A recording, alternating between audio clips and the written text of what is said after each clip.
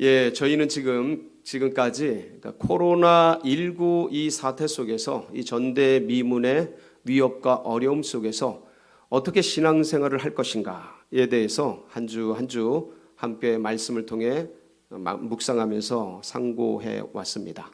기도를 어떻게 할 것인가, 또 말씀을 어떻게 볼 것인가, 예배를 어떻게 드릴 것인가를 여러 각도에서 함께 살피면서 지금까지 왔습니다. 오늘은 찬양에 대한 말씀입니다. 19세기의 남아프리카의 성자라고 불리웠던 목사님이시고 영성가이신 앤드류 머레이가 이런 얘기를 했습니다. 피조물의 자리, 겸손의 자리, 그것은 하나님 앞에 우리의 올려드릴 찬양의 자리이며 경배의 자리이다, 이렇게 얘기를 했어요. 무슨 말입니까? 피조물들은 겸손하게 하나님을 찬양하고 하나님을 높이고 하나님을 경배하는 것이 자연스럽다, 마땅하다, 본분이다 이거죠. 이사야서 43장 21절에 이 백성은 내가 나를 위해 지었나니 곧 나를 찬송하게 하려 함이니라. 그러니까 앤드류 머레이가 그걸 너무나 잘 알았던 거죠. 하나님께서 인간을 왜 지으셨는지, 무엇 때문에 지으셨는지, 그리고 인간의 본분과 인간이 자연스럽게 겸손하면 과연 어떤 행위를 할지, 찬양과 경배의 자리 가운데 머무르게 된다라는 것을 잘 알았던 것입니다. 오늘은 이 시편 150편 말씀을 가지고 그럼 어떻게 우리가 찬양할 것인가, 어디에서 찬양할 것인가, 무엇을 찬양할 것인가, 그 찬양의 유익은 과연 어떤 것인가에 대해서 함께 은혜를 나눌 때 이 시편 150편을 통해서 노래하고 찬양했던 이 찬양의 기쁨과 영광이 우리 성도님들 심령 가운데 깊이 잘 박힌 모처럼 새겨지는 은혜가 있기를 축원합니다. 1절을 보면 어디에서 찬양해야 하는가, 인간이 어디에서, 사람이 어느 곳에서, 만물이 어디에서 찬양해야 하는가에 대해 기록되어 있습니다. 할렐루야, 할렐루야가 뭡니까? 할렐루, 프레이즈, 찬양하라, 여호와를, 야훼를. 그러니까 할렐루야 자체가 praise the Lord, 하나님을 찬양하라 라는 구호 같은 겁니다. 예, 환기시키는 거죠. 기합이죠. 할렐루야. 그러면서 찬양할 장소에 대해서 얘기하는데 그의 성소에서 하나님을 찬양하며, 어디에서 찬양하며요? 그의 성소에서. 그러니까 성소는 어디입니까? 성전이에요. 지성소와 성소가 있죠. 이 성소라는 것은 하나님의 궤가 있는 하나님의 전을 말합니다. 그래서 성전이고 예배드리는 그 자리를 얘기해요. 그래서 제사장들이 집전을 해서 예식을 통해서 예배가 행해지는 그곳, 오늘날 교회죠. 오늘날 이 성전이죠. 이 성전에서 하나님을 찬양하라는 거예요. 그러니까 이스라엘 백성들에게 하나님이 계신 곳이 어디였냐면 그 당시의 사고체계로서는 성전이었어요. 법궤가 있는 것, 제사장들이 머물며 거기서 예물을 드리고 피의 제사를 올려드리는 그곳, 거기에 하나님이 머무시는 곳이라고 이제 생각을 했습니다. 그러니까 그 성소에서 하나님을 찬양하라는 거예요. 주님 앞에 예배드리러 나와서 주님께 찬양드리라는 거죠. 주님 성전에서 주님을 찬양하며 그렇게 경배하며 주님 앞에 머무르라라고 하는 겁니다. 여러분 성전에 나와서 많이 찬양하시길 바랍니다. 여러분 그 감동 속에서 예배드리며 기도하며 혼자 묵상하며 하나님 앞에 감동되어서 하나님을 높이 찬양하며 경배하며 나아가는 그런 은혜가 있기를 바랍니다. 물론 지금은 성전에 나오는 게 쉽지가 않습니다. 그렇지만 이제 이것도 곧 좀 풀려지리라고 생각을 합니다. 그리고 오늘 아마 발표가 있을 터인데 아마 좀 편안하게 좀 예배드릴 수 있는 그런 여건이 확보되지 않을까 싶습니다. 하여간 주님께서 이 성전을 통해, 이 교회를 통해 주님을 찬양하고 예배드리는 그 영광의 광채, 거기서 주님을 찬양하라는 것이죠. 그리고 또 어디서 찬양합니까? 그의 성소에서 하나님을 찬양하며 그의 권능의 궁창에서 그를 찬양할지어다. 어디에서요? 그의 권능의 궁창. 궁창이 어디입니까? 하늘 아래 전부. 인간이 발을 딛고 사는 모든 곳, 이걸 궁창이라고 합니다. 그러니까 지어진 피조물 전체가 하늘 아래 모든 것들이 그러니까 하나님을 찬양할 장소인 거예요. 그러니까 성소를 기준으로 성소에서 하나님을 찬양하고 그 밖에서 권능의 궁창에서 하나님을 찬양하라는 거죠. 그러니까 성소 안과 밖, 사람이 존재하는 모든 곳, 거기서 하나님을 찬양하라. 그리고 보면요, 하나님이 창조한 피조물들은 어디서나 하나님을 찬양하는 걸 볼 수가 있습니다. 산에서 나무들을 보면 바람을 타고 손을 흔들면서 누구를 찬양해요? 하나님 찬양해요. 손을 쫙, 나무들이 손을 들어서 하나님 찬양합니다. 꽃들이 어디를 향해 펴요? 하늘을 향해 쫙 피면서 하나님을 찬양 쫙 합니다. 새들이 날아다니면서 짹짹짹짹짹 누구를 찬양해요? 자기를 지은 존재인 하나님 찬양합니다. 강물들이 흘러가면서 햇살을 받아 반짝반짝반짝거리면서 찰싹찰싹하면서 누구를 찬양해요? 사람의 손바닥보다 더 뜨겁게 파도 소리로 흐름 속에서 졸졸졸 흘러가면서 하나님을 찬양하는 모습을 볼 수가 있습니다. 이 가을날 이제 이 낙엽이 지면서 또 낙엽들의 물들이 들겠죠.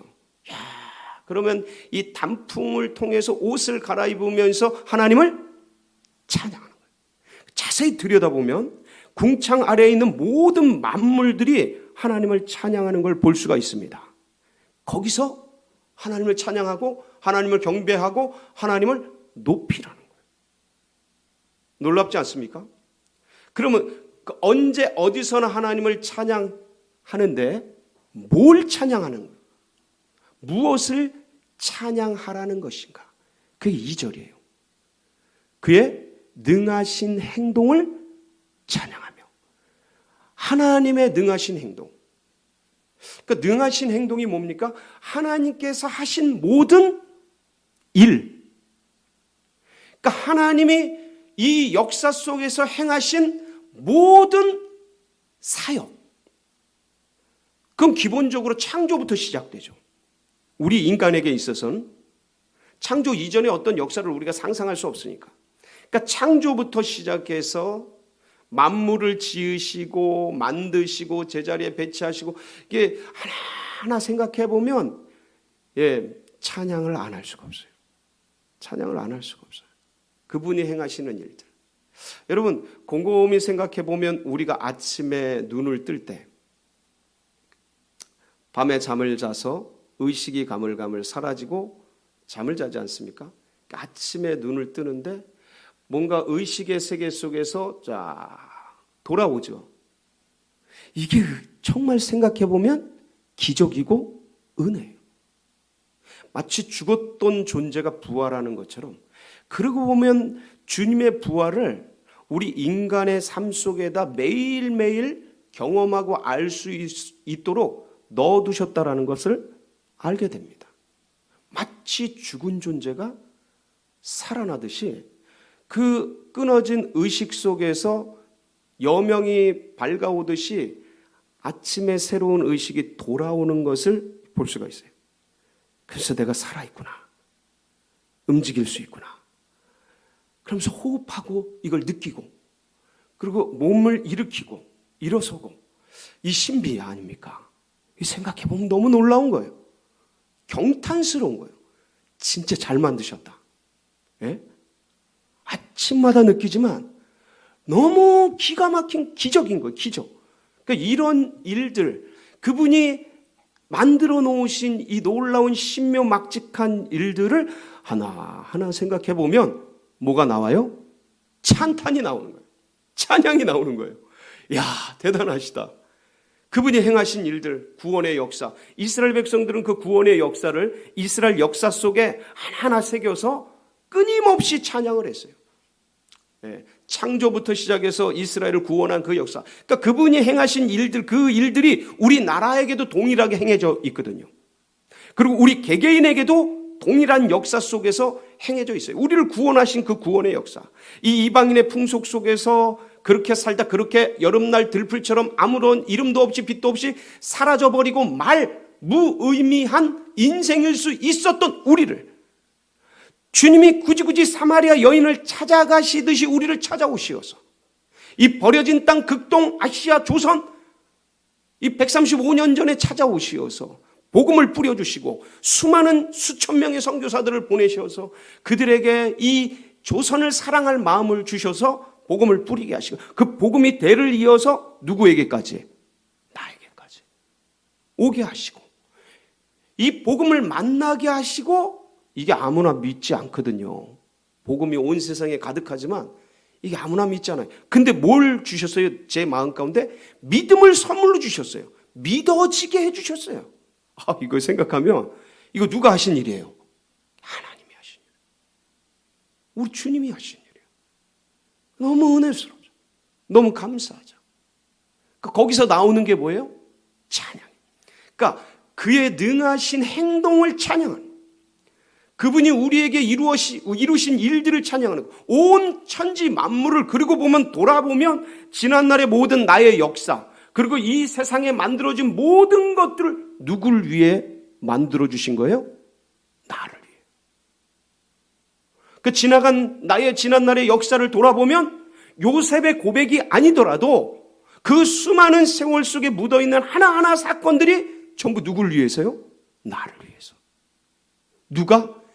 그의 능하신 행동을 찬양하며 그분 우리 주 예수께서 우리 하나님께서 우리를 향해 해주신 하나하나의 일들이라는 거예요. 기가 막힌 거예요.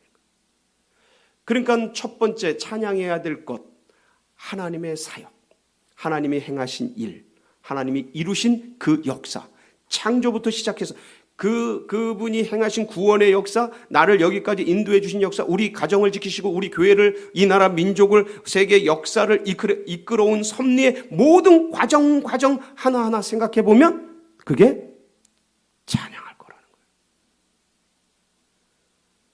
거예요. 이게 제일 먼저 이렇게 찬양할 거리고, 두 번째가 뭐냐면 그의 위대하심을 따라 찬양할지어다.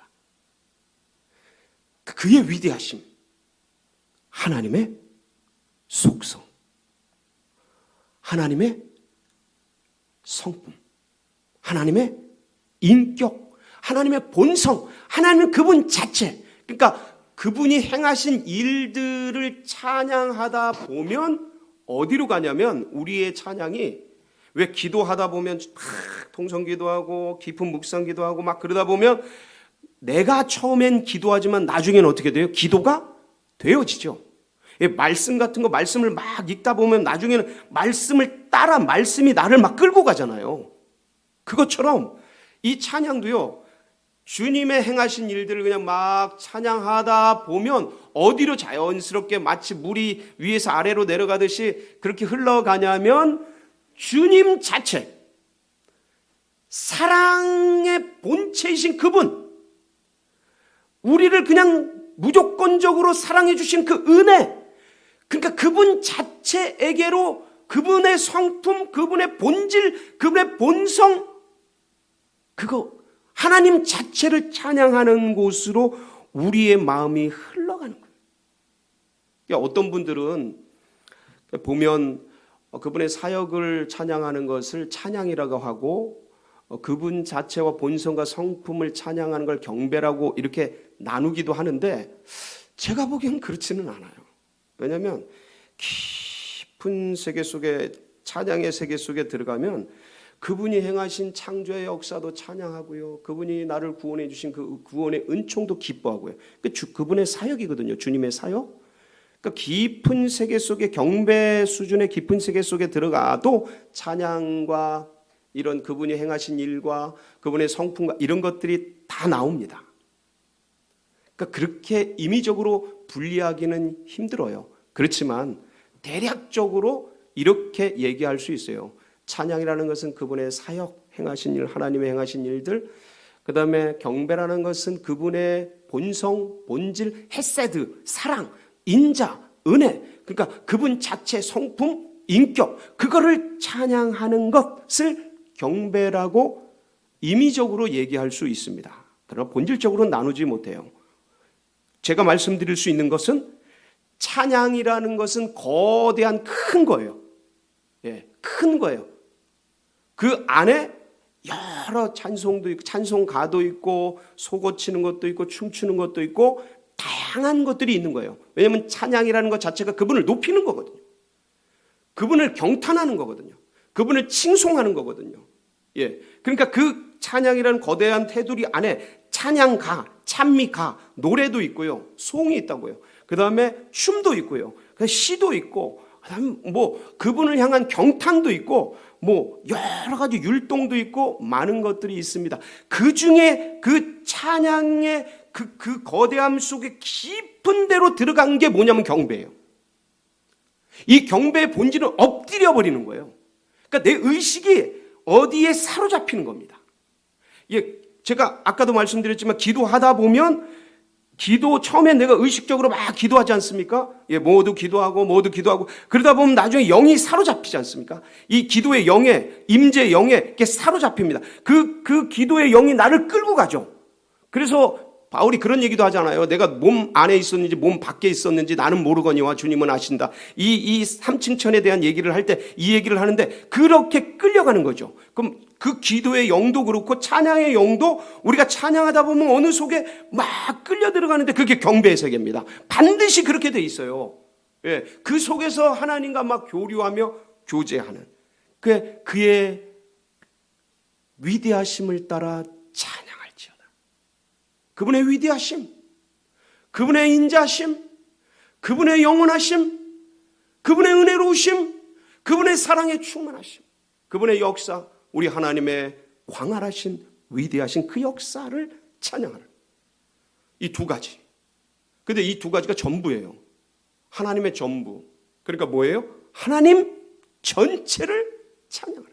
그분이 행하신 일과 그분 자체. 여러분 가능하면 그분이 행하신 일도 많이 묵상하고 찬양하고 경배하고 감사드리거니와 더 나아가서 그분 하나님 자체와 깊이 교제하며 그분께 감사하며 그분을 높여드리며 그분에게 찬양을 올려드리세요. 예, 경배를 올려드리세요. 그러면 내 영이 가장 기뻐해요. 그거는 말할 수 없는 생수의 강이 터져 나옵니다. 은혜의 강들이 거기서 나오는 거예요. 그러니까 이 시대가 잃어버린 것이 무엇이냐? 이런 감사, 이런 찬양, 이런 경배, 이런 기도예요. 그러니까 그분과 합일되는 거예요. 하나님과 일치되는 거, 연합되는 거예요. 그러니까 형식적인, 절차적인, 단계적인 그런 예배를 드리는 거 중요합니다. 저는 굉장히 중요하게 생각해요. 이 그릇이 없이는 내용물을 담을 수 없기 때문에. 그러나 여기서 머무르는 게 아니고 이 단계를 거쳐 이 형식을 폼을 힘입어서 어디로 가라고요? 그분과의 합일. 주님이 내 안에 계시고 내가 주님 안에 있는 그 하나님 자신과 하나 되는 그 길. 이게 이제 우리 수도사들이, 기독교 수도사들이, 사막의 교부들이 그렇게 간절히 원했던 거예요. 하나님과 나와의 합일. 그러니까 그 단계로 가는 거예요. 예, 그분의 능하신 위대하심을 따라 찬양하는 그 위대한 역사를 향해 나아가는 거죠. 뭐로 찬양합니까? 그 밑에 이제 찬양의 도구들이 쫙 나와요. 나팔 소리로 찬양하고 비파와 수금으로 찬양. 비파가 뭘까요? 예, 비파가 뭔지 저도 좀 생소해서 찾아봤습니다. 요게 비파예요. 보니까 비파가 지금도 있습니다. 뭐 당비파, 무슨 비파 이렇게 나누더라고요. 그런데 저 비파가 얼핏 생각하면 저 비파의 종류가 있는데 기타 같은 그런 기능을 하는 것 같아요. 고대에 기타 같은 기능을 했다라고 생각하시면 이해가 쉬울 겁니다. 현악기입니다. 비파와 수금으로 찬양. 수금이 뭡니까? 수금은 이렇게 생긴 거예요. 요거. 저 애니메이션처럼 이렇게 하나 그려놨는데 만화처럼 저게 이제 수금입니다. 저게 수금이라서 저것도 현악기입니다. 그래서 비파와 수금으로 찬양하고 그 다음에 뭐예요? 예, 4절 보면 소고치며 춤추어 찬양하며. 여러분 소고는 타악기지 않습니까?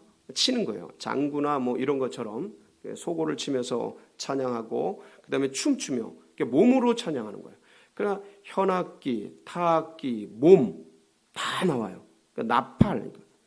예. 그다음에 뒤에 보면 현악과 퉁소로 찬양할지어다. 현악, 퉁소. 그러니까 현악기도 다 나오고 피리, 퉁소, 부는 것 이런 것들도 금관악기도 다 나오고 예. 그다음에 큰 소리 나는 재금으로 찬양하며. 큰 소리는 재금이 뭡니까? 재금 한번 볼까요? 재금은 이렇게 이게 심벌즈 같은 거예요. 지금으로 말하면 작은 것도 있고 큰 것도 있는데 저것도 타악기죠. 쨍 하는 소리가 나는 거예요. 예, 그 재금으로 찬양하면 높은 소리 나는 재금으로 찬양할지어다.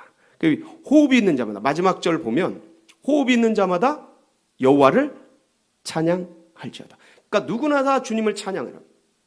호흡이 없는 사람은 없으니까. 그러니까 호흡이 있는 생명이 있는 살아 숨쉬는 모든 사람들은 주님을 찬양하라는 거예요.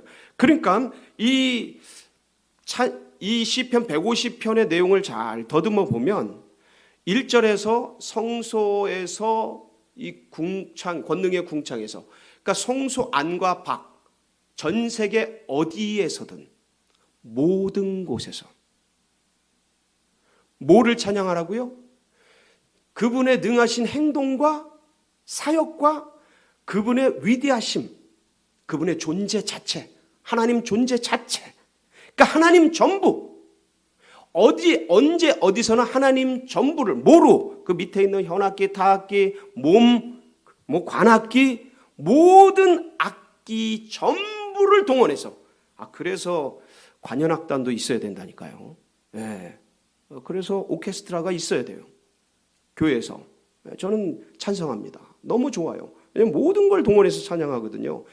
이 찬양에 뛰어났던 그 임금 중에 한 사람이 다윗이었죠. 모든 악기를 총동원해서 하나님 찬양하죠. 누가? 호흡이 있는 자마다. 전 인류가 모든 사람들이 모든 곳에서 모든 사람들이 모든 악기를 동원해서 누구를?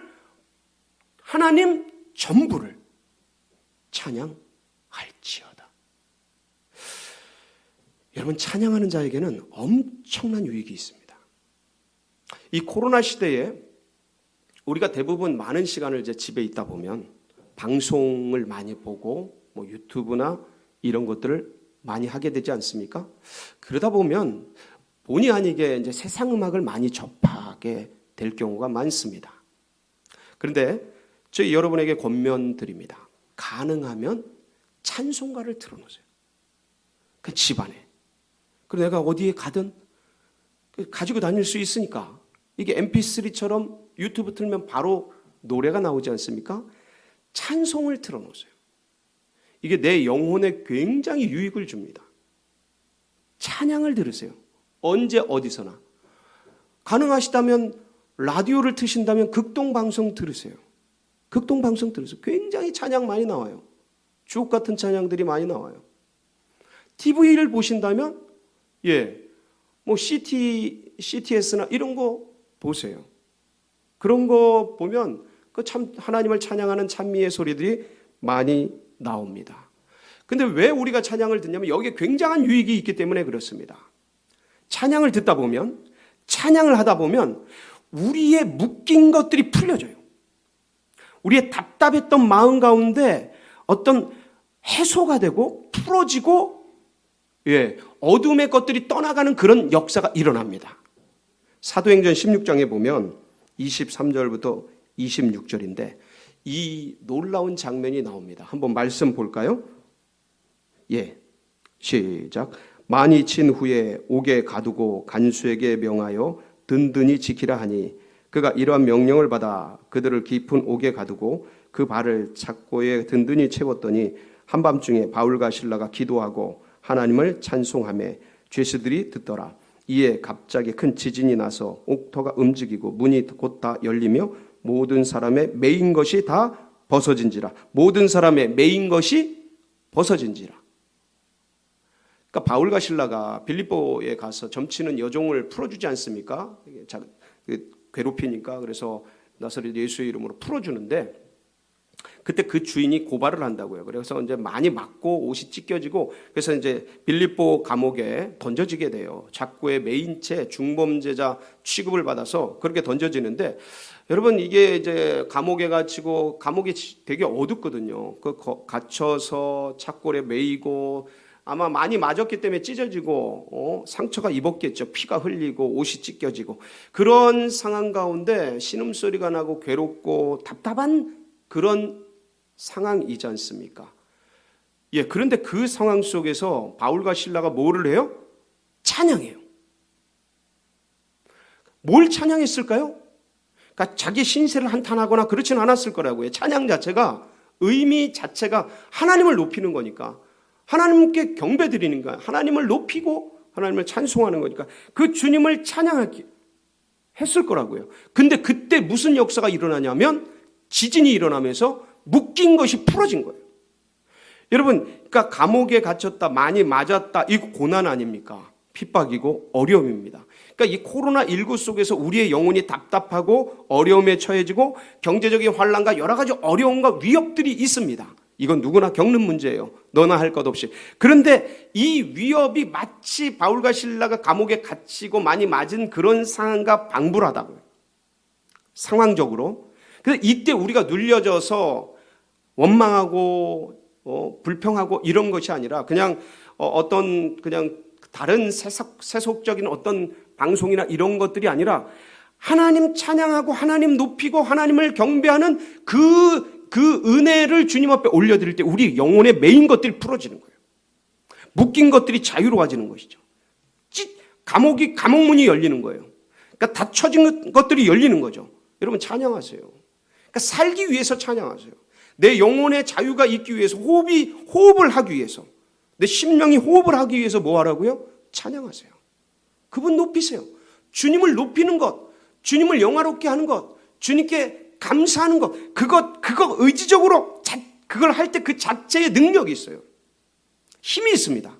내 영혼에 새로운 호흡이 일어납니다. 기가 막힌 거예요. 그래서 주님의 놀라운 은혜 속에서 여호와를 찬양할 때 그게 우리의 힘이 되고 능력이 되는 것이죠. 그리고 또 어떤 유익이 있냐면 여러분 여호사밧 왕 기억나십니까? 역대상 20장에 나오는데 여호사밧이 그 적군이 암몬족 속에 연합군이 막 쳐들어와요. 근데 그때 자기 힘으로는 도저히 이길 수가 없는 거예요. 중과 부적인 거예요. 그때 하나님을 향해 기도하고 그러는데 하나님께서 이 기도를 들어주셔요. 그래서 네가 이 전쟁에는 싸울 것이 없다. 너희들은 구경만 하래. 내가 이 전쟁을 직접 이끌 것이다. 주님께서 그런 응답을 주십니다. 예, 그렇게 할 때 이 하나님의 응답을 기쁨으로 받으면서 여호사밧이 한 게 있어요. 전쟁터에 성가대를 조직해서 이 성가대를 앞세웁니다. 군인을 앞세운 게 아니고 군인이 원래 선봉대를 서고 나가야 되잖아요. 근데 그 선봉대에 찬양대를 앞세우고 나가요. 하나님을 찬양을 막 여호와는 인자심이 크시다 그러면서 막 하나님 찬양하면서 나가요. 그때 찬양할 때 어떤 역사가 일어난지 아십니까? 20장 21절로 23절인데 한번 보겠습니다. 시작. 백성과 더불어 의논하고 노래하는 자들을 택하여 거룩한 예복을 입히고 군대 앞에서 행진하며 여호와를 찬양하며 이르기를 여호와께 감사하세 그의 인자하심이 영원하도다 하게 하였더니 그 노래와 찬송이 시작될 때에 언제? 그 노래와 찬송이 시작될 때 여호와께서 복병을 두어 유다를 치러 온 암몬 자손과 모압과 세일산 주민들을 치게 하심으로 그들이 패하였으니 곧 암몬과 모압 자손이 일어나 세일산 주민들을 쳐서 진멸하고 세일 주민들을 멸한 후에는 그들이 서로 쳐 죽였더라. 예. 원수마귀 괴계가 무너지는 거예요. 적들이 서로 자중질환이 일어나서 서로 싸우고 패망하게 되는 것이죠. 그러니까 우리를 짓누르고 우리를 위협하고 우리를 어렵게 하는 그런 모든 원수마귀 이 공중의 권세 잡은 자들이 우리가 언제 뭐 할 때요? 찬양할 때 역사가 일어나는 거예요. 찬양할 때 옥문이 열리는 거예요. 찬양할 때 적군이 서로 치는 거예요. 이 찬양에 이런 위대한 힘이 있고 이런 능력이 있는 거예요. 그래서 여호와를 찬양하는 것이 우리의 힘인 거예요. 여러분, 마지막으로 찬양하면요, 어려움을 극복할 힘과 능력을 얻습니다. 금방 말씀드린 것처럼 찬양에 이런 힘이 있는 거예요. 이 욥이 여러 가지 어려움에 처하잖아요. 삼중 그 어려움에 처하지 않습니까? 자식들이 죽어나고 재산을 잃어버리고 그다음에 뭐 자기 몸도 병이 들지 않습니까? 근데 그러한 상황 속에서 이 욥이 하나님을 찬양합니다. 이건 의지적인 거예요.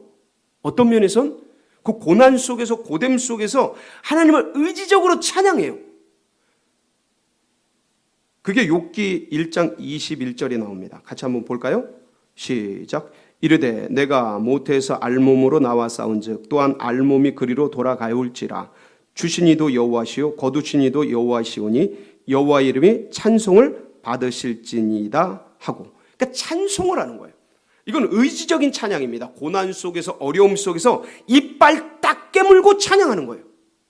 여러분, 찬양은 믿음의 행위예요. 신앙의 표현이에요. 어려우세요? 찬양하세요. 힘드세요? 경배하세요. 욥의 이 의지적인 표현, 결국 이게 승리하지 않습니까? 이 찬양이, 이 역사가 이 욥에 찾아온 삼중 고난을 축복, 갑절의 축복으로 뒤바꾼다고요. 이 역사가. 사랑하는 성도 여러분, 코로나로 굉장히 누구나 어려운 이때입니다. 어렵기 때문에 뭐 하셔요? 찬양하세요. 힘들기 때문에 뭐 하셔요? 찬양하세요. 묶인 것들이 떠나가고 닫힌 것들이 열려지며 여호와를 찬양하는 것이 우리의 힘이 되는 놀라운 은혜가 우리 성도님들 가운데 충만하시기를 주의 이름으로 축원합니다. 함께 기도하시겠습니다.